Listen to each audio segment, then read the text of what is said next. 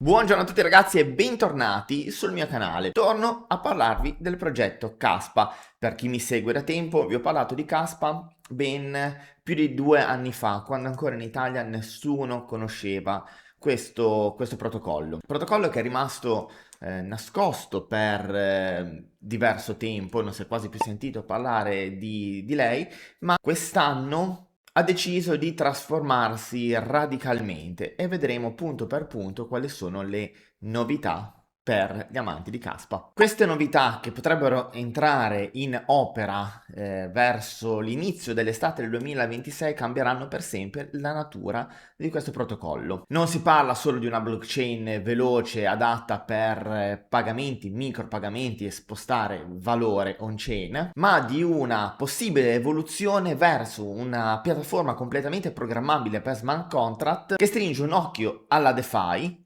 asset nativi e anche alle zero knowledge proof. Quindi possibile creazione e ospitalità di token nella sua blockchain, DeFi e prove crittografiche avanzate e perché no, magari stringerà un occhio anche lei alla privacy. Caspa da sempre ha una narrativa dietro, una delle blockchain proof of work più innovative degli ultimi anni e non è stata non parlo solo di marketing ma proprio di architettura in sé. A differenza eventualmente di Bitcoin, e perdonate il paragone ma tanto per farvi capire, Bitcoin produce un blocco circa ogni 10 minuti, Caspa circa ogni 10 secondi. Ma attenzione, non voglio dirvi che Caspa sia meglio di Bitcoin, non uscirà mai dalla mia bocca una bestemmia del genere, quindi attenzione a non fraintendere, è solo un metodo di paragone. Com'è possibile riuscire a fare tutto ciò?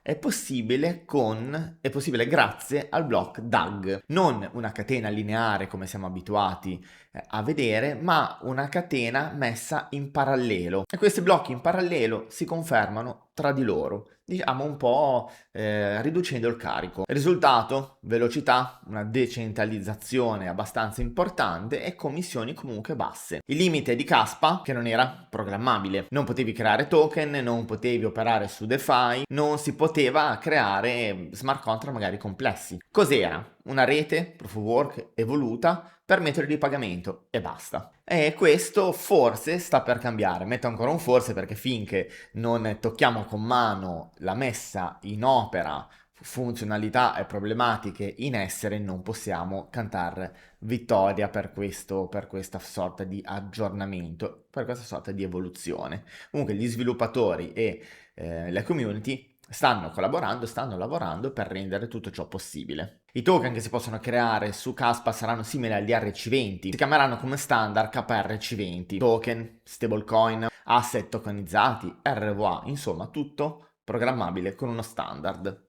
L'altro aggiornamento importante, che cos'è che separa una blockchain programmabile da una blockchain, un layer solo per il pagamento? Uno script, lo script che possono utilizzare gli sviluppatori per creare e in questo caso verrà usato Silver Script che permetterà di scrivere appunto le logiche programmabili. E poi vediamo un attimo un punto che a me sta a cuore, la privacy. Caspa permetterà di utilizzare prove crittografiche avanzate grazie a Zero Knowledge Proof e significa privacy, un altro tipo di scalabilità e applicazione avanzata, un po' come utilizza eventualmente Zcash, per avere un paragone in termini di eventuale privacy che si potrà adottare, Starknet e ZK Sync. Ma ora vediamo cos'è che non cambia, perché è tanto bello parlare delle evoluzioni, però non si deve cambiare radicalmente. Cos'è che non cambia? Resta un proof of work, che deve essere comunque questo il punto più forte della narrativa, il proof of work. Perché quasi tutte le blockchain oggi programmabili sono proof of stake. E Caspa rimane, anzi sarebbe programmabile, ma con la sicurezza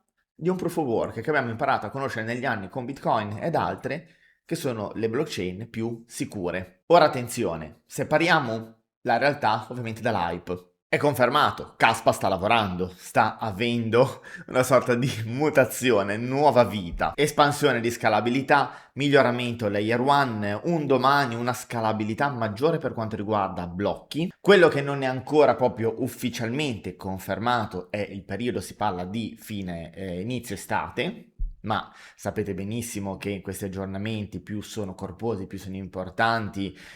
Sarebbe anche meglio non fare le cose magari di fretta, anche se ci fosse un ritardo o in questo caso può essere perdonato, perché un aggiornamento così importante può avere il rischio di far succedere un qualcosa, un errore grave che compromette la fiducia. Sappiamo che nel settore la fiducia è la prima cosa. Silverscript è in sviluppo, token nativi sono in sviluppo, DeFi completa futura compatibilità e inserimento. E ricordiamoci che magari il mercato potrà apprezzare prima la narrativa dello sviluppo reale e della vera adozione e disponibilità di tutte queste future. Caspa, per quanto riguarda la market cap, rimane ancora comunque piccola rispetto a dei competitor principali, quindi la lascia come in uno spazio ancora di potenzialità di crescita, ma di contro ha anche un potenziale rischio.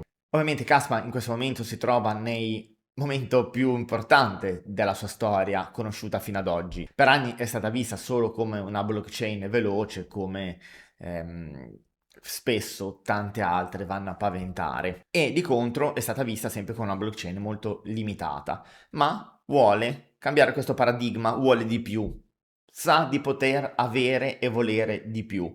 Bisogna solo vedere come, il quando forse ci siamo e se si riesce a far ingranare tutti questi tasselli. Quindi, se l'aggiornamento andasse tutto completamente a buon fine e non solo l'aggiornamento in sé quando verrà lanciato, ma tutti questi tasselli, lo script, la DeFi, privacy sia completamente lavorata, implementata, potrebbe inserire Casper in una nuova categoria. Ma ricordiamoci che c'è sempre un ma. Ma se tutto ciò fallirà, rimarrà magari una delle blockchain più veloci create fino ad oggi. E il 2026 potrebbe essere l'anno della verità.